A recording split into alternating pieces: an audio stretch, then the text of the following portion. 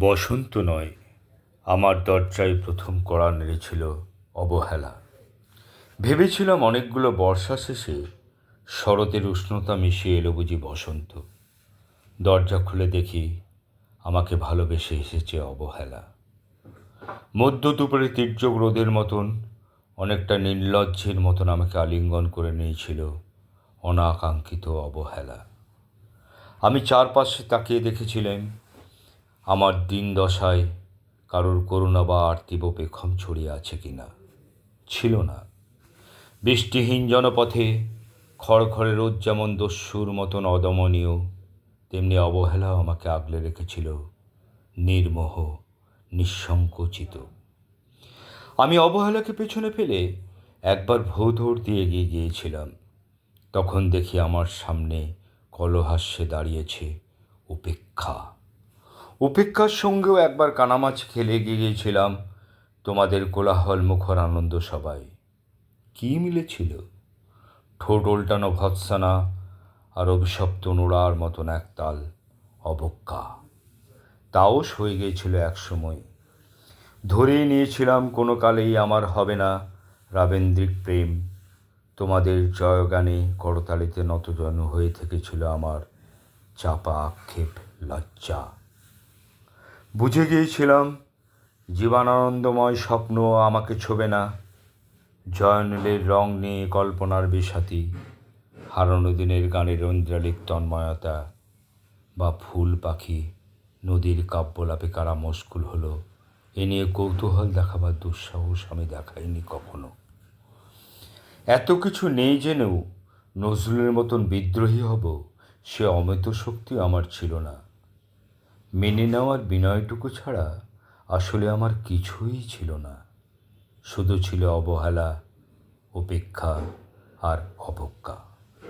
হ্যাঁ, একবার তুমি বা তোমরা যেন দয়া করে বাঁকা চোখে তাকিয়েছিলে আমার দিকে। তাচ্ছিল্য নয়, একটু মায়াই যেন ছিল। হতে পারে কাপা আবেগ মিশ্রিত ছিল তোমার দৃষ্টিতে। ওইটুকুই আমার যা পাওয়া।